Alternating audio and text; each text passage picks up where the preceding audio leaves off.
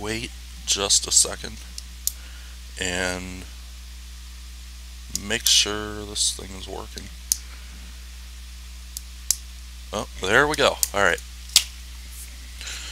So, first of all, hello, everyone. This was so much fun the first time. We're going to do it again.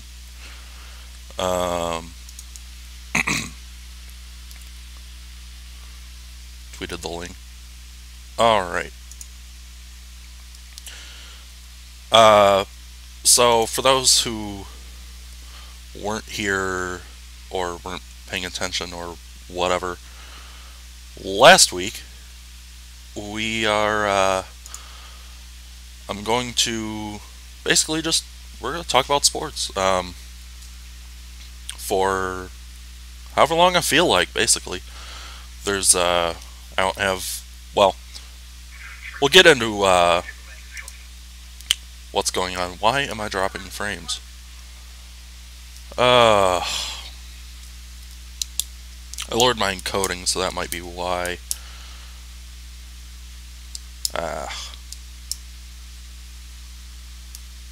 Whatever. Well, hopefully this will work. I still am trying to figure out this whole OBS thing. So it's still giving me high encoding, and I don't really know why. But, whatever. Anyway, so, first of all, I know last week I mentioned that I wasn't going to be available at this point to do one of these this week. And originally that was the plan, but if I can, maybe I can make this work.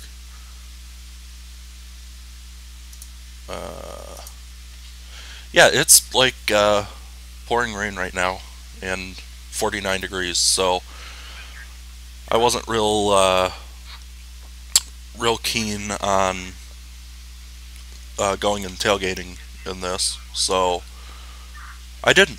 And whether I go to the game or not pretty much depends on whether it stops raining or not, because I'm not going to go sit out in 50-degree weather and watch a football game that I can stream here for free. So, that's why I'm here and not sitting in a parking lot right now. Which, I actually, if I would have gotten up earlier, I probably would have driven over there to see how many people there were, because if you're tailgating in this weather, you deserve a medal or something, but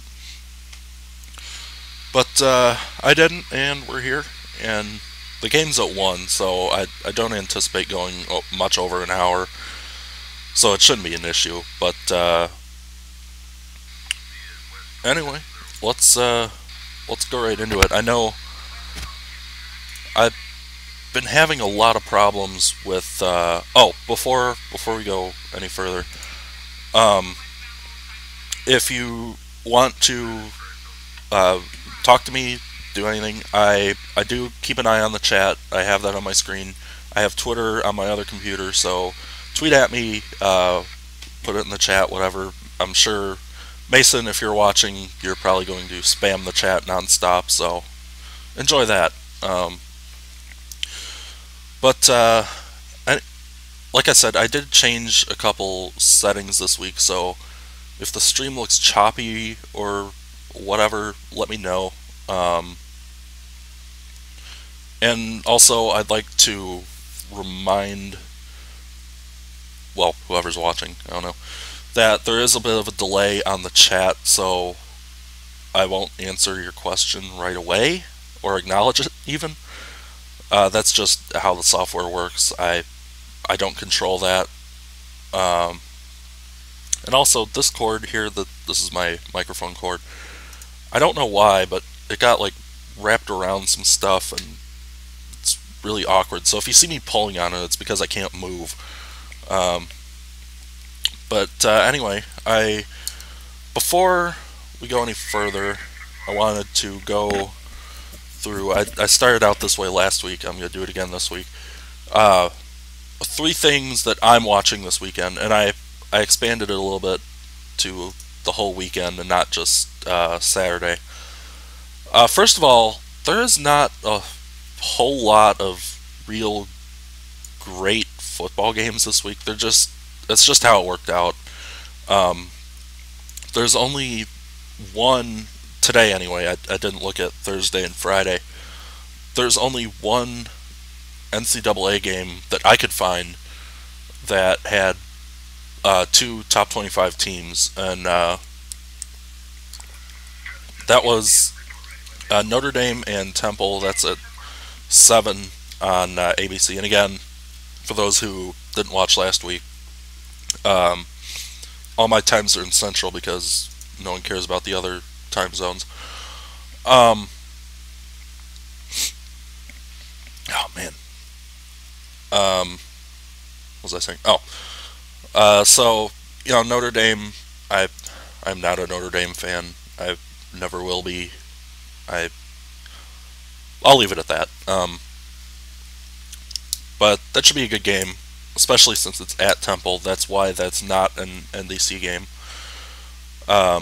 which I'm sure makes ABC happy. And I have to sneeze, so all right, that was fun. So that's my first one. My second pick for today is the Nashville Predators and LA Kings. This is a day game from LA.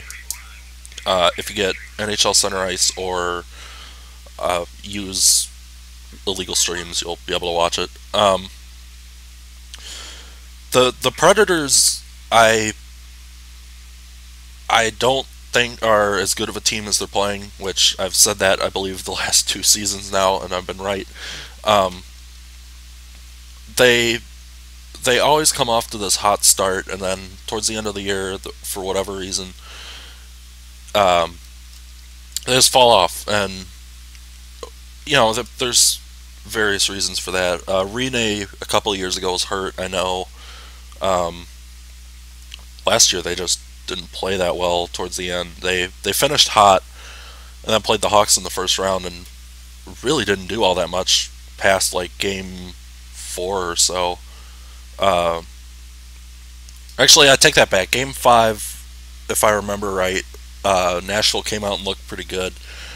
But by that point, all the Hawks needed to do was win one game, and they did it at home. Uh, and the Kings lost their first 3 games and then have gotten on a hot streak. So it should be a fun game to watch because the Kings have gotten off to the record they're at, but they haven't really played that many good teams to do it, if that makes sense. And a funny thing is, they've won 6 in a row now, and are still in second because Vancouver still has a better record. Like I said, LA lost their first 3 games in a row, and then won 6 in a row. Well, Vancouver's only got 5 wins in 11 games. LA has 2 games in hand, but Vancouver has more points because Vancouver has lost in overtime 4 times, which is kind of amazing actually. And Vancouver, their home record is 1-2-3, which is awful. And sorry, I slept or weird or something. There's stuff in my throat, so I'll be clearing it every once in a while. Anyway, so the Pacific Division, I don't think is, unless something changes, is going to be a major factor in as far as the Western Conference moving forward. I do think 5 teams will make the Central, and there's been a lot of talk about this in on various TV broadcasts. there is going to be a very good Central Division team that doesn't make the playoffs just because of sheer numbers. Um, and would this, well, it's hard to say. You can't really say whether this would have happened under the old system because, well, first of all, there were three divisions of conference, so the division itself was smaller. But right now, the Central Division, the Hawks are sitting in sixth place with 12 points. The first place is Dallas right now with 16. There are 4 points between the top spot in the conference and out of the playoffs, which is, and yeah, it is early in the season still, but that's still pretty amazing considering just how many good teams there are in this conference. And I mean, even give LA some credit. They've got a lot of talent out there that didn't really do much last year, whether that's leadership internally or you know Daryl Sutter, whatever. Um, it, but there's just not a lot of big name talent in the Pacific Division. You've got Shane Doan, who arguably is good, I guess. He's a good player. He's kind of an idiot, but um, it. Then let's go to the Central, just as a example. We've got Dallas, who's got Patrick Sharp, Tyler Sagan, you know, Kerry Lettinen, Antti Niemi. And we go to Nashville, Philip Forsberg, Shea Weber, who's still one of the best defensemen in the league. Pekka Rinne, when he's healthy, he's one of the best goalies in the league, even at his age. And you go to the Blues, who've got Tarasenko, who this actually just came across Twitter. He will not be playing tonight, which that's a big loss. I'm not too familiar with what happened with that. I know there was a hit involved, and I don't really know the whole story behind that. But yeah, Tarasenko not being on that Blues team, which has had a lot of injuries, really, is a big loss. Then I mean they've got Brian Elliott, who's kind of gotten the shaft in St. Louis. He's always been kind of second fiddle to whoever's starting, and even when they had Yaroslav Halak, who is still one of the better goalies in the league, but never could really do much in the playoffs, which that carried over to the Islanders, and now Jake Allen, who I still think was brought up too early, but that's just my outsider opinion. Then we go to Minnesota, who has been good the last few years, and they've been one of those teams that have been good but not good enough to take the next step. Well, last year they swept the Blues, and then they got swept by the Hawks. And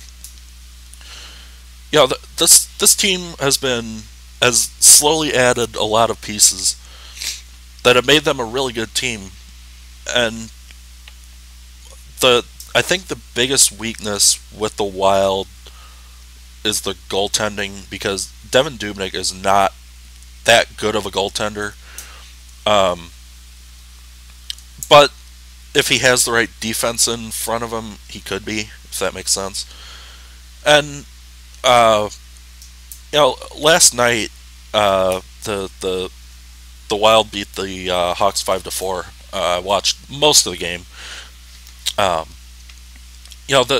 one thing that struck me was the lack of defense, because on Anisimov's goal, they just kind of forgot to cover him and left the middle of the ice wide open.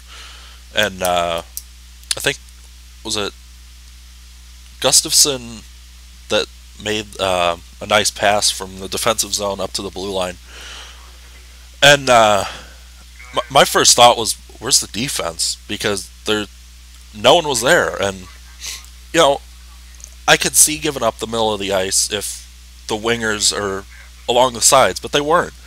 Anisimov was right in the middle of the ice, and he got the pass brought in for a pretty nice breakaway goal.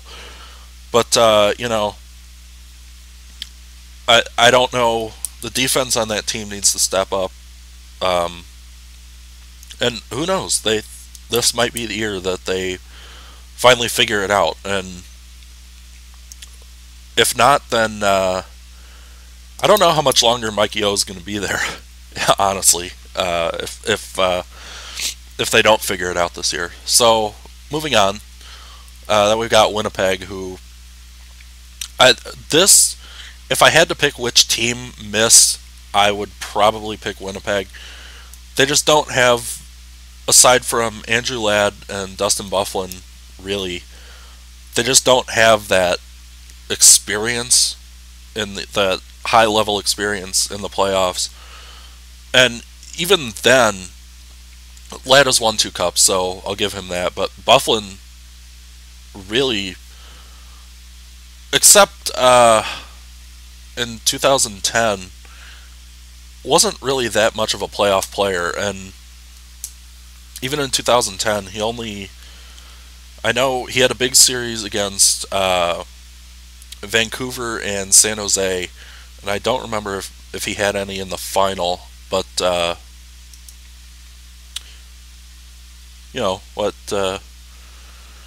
see. It's a long season. We're only what 10 or 11 games through 82, and those playoffs will come faster than you think. And I think we're going to learn.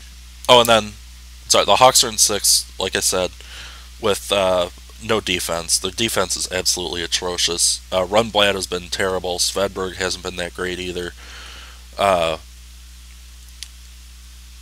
Seabrook has been average, really, and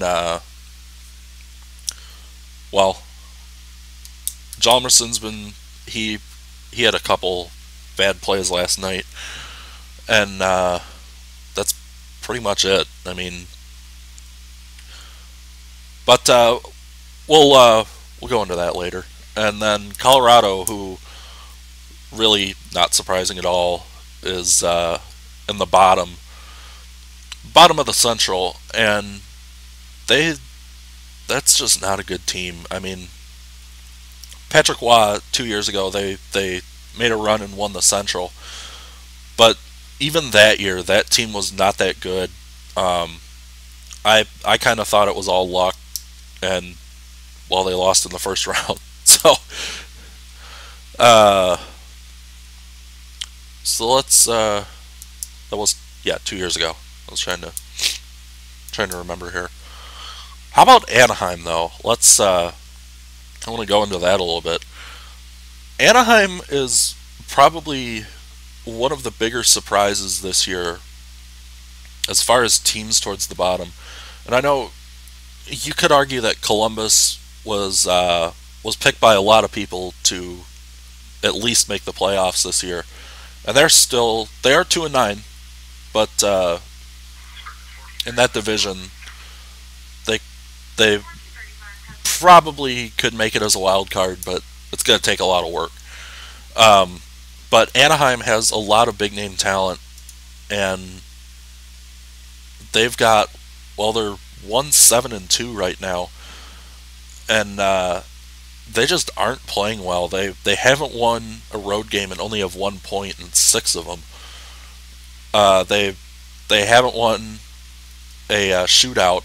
Their one win was in regulation, but they've got their goal differential is just awful. They cannot score for anything, and you can't, especially on a team with that much talent, because I mean, ignore how much of a moron he is. Ryan Kessler is a great scorer. Getzlaff. They've got a lot of talent on that hockey team, that just isn't playing right now. And what's going to flip the switch for him? Uh, I think Boudreaux is out, but they haven't. Obviously nothing's happened. And the problem with that is, who would they bring in to replace him? I don't know. There really isn't all that much available right now. Um, but like I said, it's a long season, so things could change. But the problem with Anaheim is they are in that Pacific Division, which chances are is only going to have 3 teams make it. And right now, the top 3 teams are Vancouver, LA, and Arizona/Phoenix. San Jose is right there too. Uh, they're going to have to. I mean, right now they're 7 points basically out of a playoff spot, and they got to pick it up basically now. Um, Even if you wait until, just say, well, 2 months from now is New Year's. Let's just say that. I don't believe that's sustainable without like a long winning streak in there, so like a 7, 8, 9 game win streak. I don't think they can make the playoffs unless they're at least 500 by that time. And with the division the way it is, anything could happen. So I'm not going to totally count them out, but on the other hand, something's got to change. Then there's Toronto, which Toronto is. Mike Babcock was supposed to fix everything.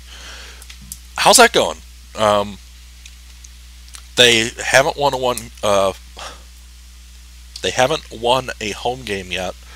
They've only got one win for one thing, and they're just not good again. I mean, Babcock is a better coach, but he also had a really, really good team in Detroit to work with. Toronto isn't. I mean, to put it bluntly, they're just not as good. And but then Montreal, I know their start to the season has been pretty heavily publicized. Their goal differential's just unreal. Through 12 games, they're scoring 22. They've got 22 more goals than goals against. Which that is the highest in the league. That's a good way to win a championship. By the way, the lowest goal differential is, I believe, Calgary, who has one more win than Anaheim somehow. But it's hard, especially when we're on October 31st here. It's kind of stupid, really, to start going through all the matchups because we don't know. A lot of things could change, But it's going to be an interesting season, I think. There's a lot of teams that no one really thought were going to be worth anything that are up there, and a lot of teams that people thought were going to be good way down, like Anaheim. And it's going to be a fun season, I think. Alright, well, I managed to kill 23 minutes talking about that. So, as per usual, if there's anything you guys want to talk about, tweet it at me, put it in the chat, whatever. One thing I do want to talk about a little bit is the Hawks' upcoming schedule, because they're a team too that kind of needs to pick it up, especially in the Central Division. And it's not like it's going to get much easier anytime soon, because just looking at the schedule, they're off tonight and off tomorrow. Then they've got LA coming in on Monday, and then Wednesday night is going to be, I think, one of the more telltale, I can speak, games of where this team is at. And that's the Blues, who have been playing really, really good hockey. Uh, then Friday it gets a little bit easier. They've got New Jersey, who they are over 500, but in the Eastern Conference, that's not quite as much of an accomplishment. Then a week from tomorrow, we've got Edmonton, and then they play New Jersey again a week from Thursday. So, oh, and then the game after that is in St. Louis, which again, that'll be another measuring stick of what's going on with this team, really. And, that Duncan Keith is the biggest loss for this team. They needed him on a defense that was already average at best. I mean, Trevor Daley has not been playing well, but he's also been stuck with kind of the bottom of the talent barrel. Uh, so, I don't know what this team is going to do. I don't anticipate a repeat unless a trade is made. They need to get another defenseman from somewhere. It's not going to come from Rockford, and really the only thing it can do is come from a trade. And then the question becomes, who do you trade? Because the offense, especially in the last few games here, has been struggling. I mean, Tampa came in and lost 1-0. Anaheim came in and Tampa came in and the Hawks won 1-0. Anaheim came in, same story in overtime both times. And then you only score one goal in Winnipeg, and really that game was not close for a lot of it. Winnipeg looked like the better team. Same last night. I thought Dubnyk didn't play that well, and that's what kept the Hawks in it. And the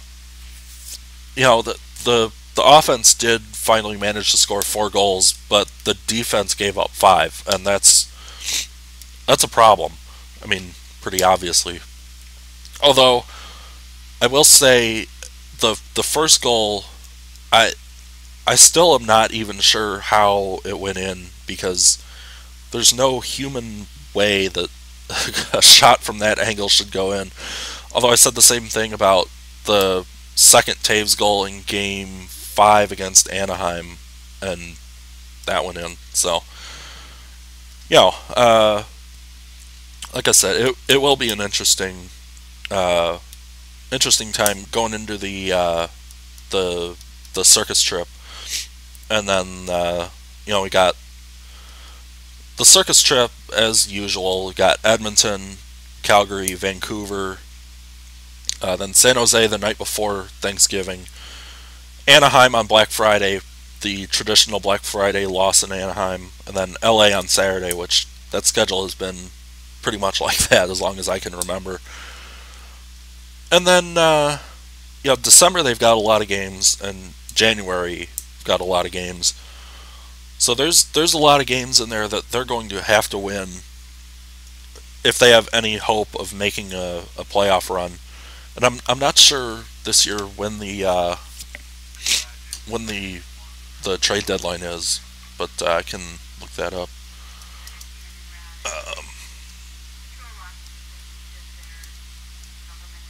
2016, I guess it would be. All right. So the end of February. So just looking at the schedule here, I've got it in front of me. By the end of February, they've got looking into March. Basically, they are off on February 29th, so it's also a leap year. Yeah. So coming out of the trade deadline, they've got games in Detroit, in Boston, then they play Detroit at home on a Sunday. Guessing that'll be an NBC game, but just a guess. Then they play in St. Louis on Wednesday, in Dallas, then they play LA, the Flyers, another big Hawks-Flyers rivalry. In Winnipeg, against Minnesota, against Dallas, in Calgary, in Vancouver, in Minnesota. Then in April, in Winnipeg, then home against Boston, home against Arizona, home against St. Louis, and then they finish out the regular season in Columbus. There's a lot of games in there against divisional opponents, and you've got to win those games, because especially late in the season like that, because you're competing for those points. And the way the Central is this year, I've talked about it before, it's highly publicized. You need all the points you can get, and it's going to be kind of a cluster coming towards the end of this season. So let's my ESPN.com is not there. We go. It's going to do a rundown of since it's 11:47 here. Take a look at some of the early college scores. Let's see here.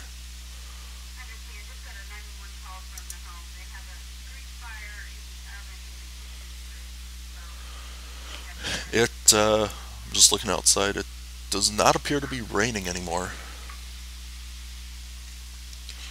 Alright. So we are going to pull up the FBS scoreboard.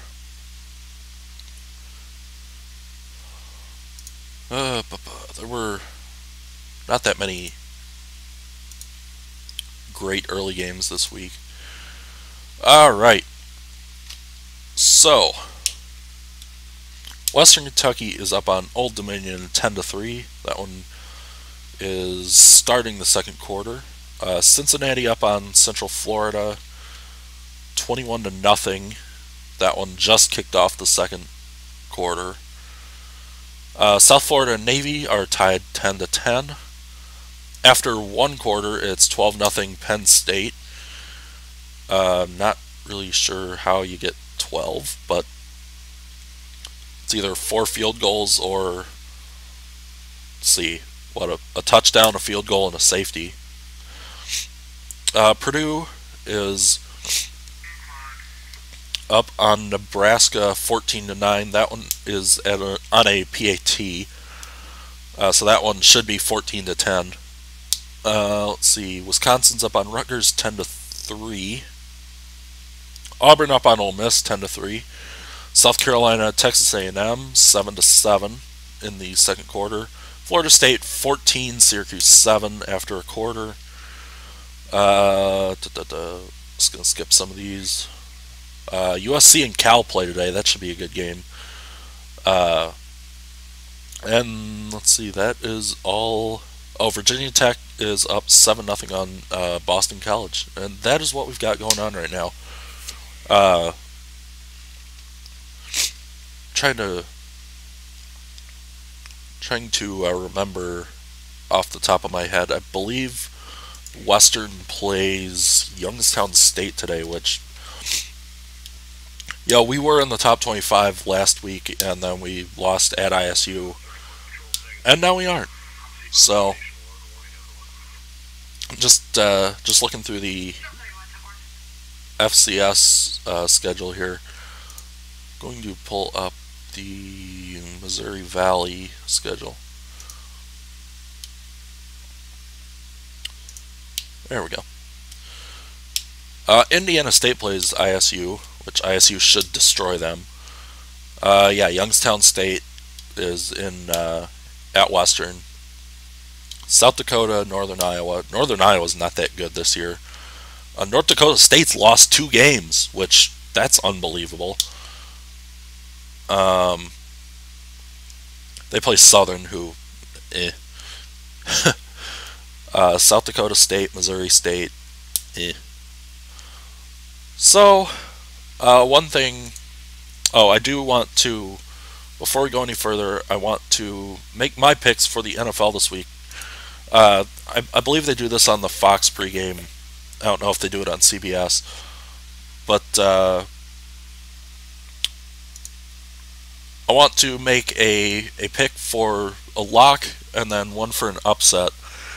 Uh, and for the record, I made a PowerPoint for this like I did last week, and I can't get it to show up in OBS. So yeah, that's why that's not up.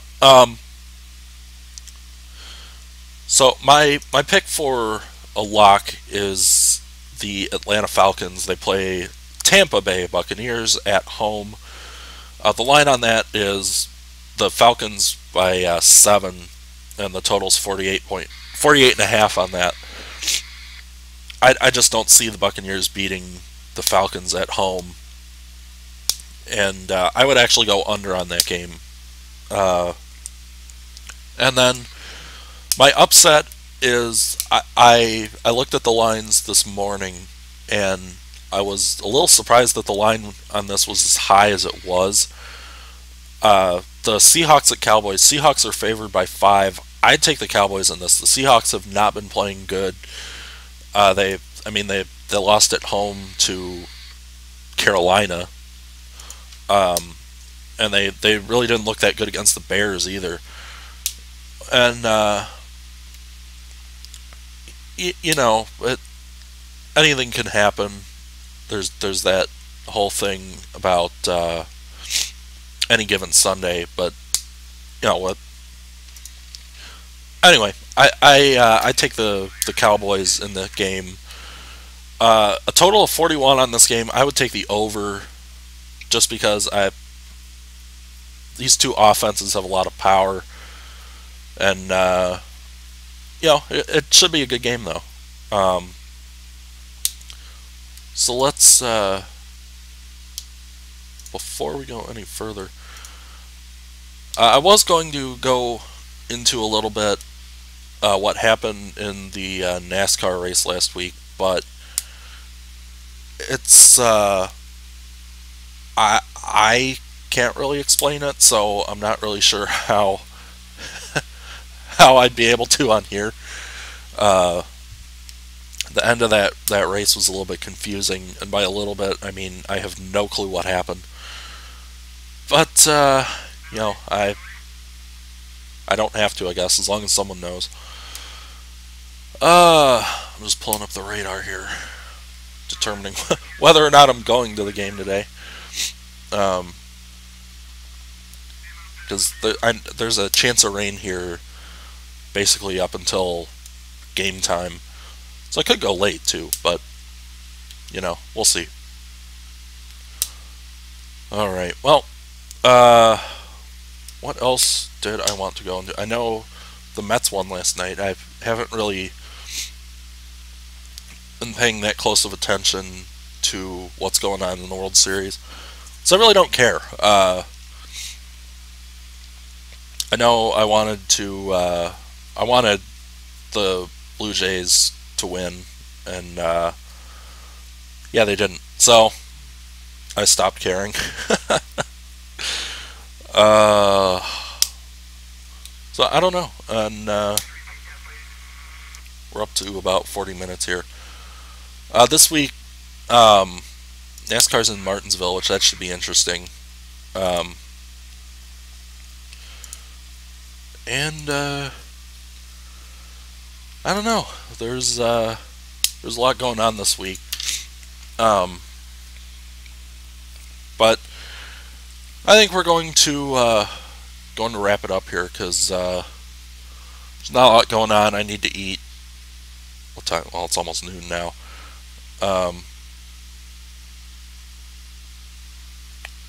Sorry, just checking. Oh, so anyway. Alright, well, we're going to wrap this thing up here at 40 minutes. So, first of all, thank you for watching. Have a great Halloween. If you're going to a party, if you've been doing the drinking, let someone else do the driving, as they always said after Sears Center events, which not going to go into that. Don't forget that tonight we have the daylight savings time. Um, so don't forget to reset your clocks. I, at some point today, need to try and figure out how to. Um, so I believe if does look like it's still raining. I believe that is all we're going to do today. Um, I may do tonight, since the Hawks don't play. I may try and do some game live streams. We'll see how that goes. But yeah, if we'll be back here next week. Let's see. This time next week, we'll talk about something. I don't know. We are getting close to the end of the college football season, so that should be interesting. Um, we're starting to really get into the middle of the NHL season. We've got 2 good tests for the Hawks coming up this week, so like I said, it should be good. I think we'll learn a lot about this team in the next 2 or 3 weeks and move forward from there. But anyway, before I go for another 25-30 minutes about absolutely nothing, thank you for watching. We will be back next week doing the same old thing, and enjoy the rest of your weekend.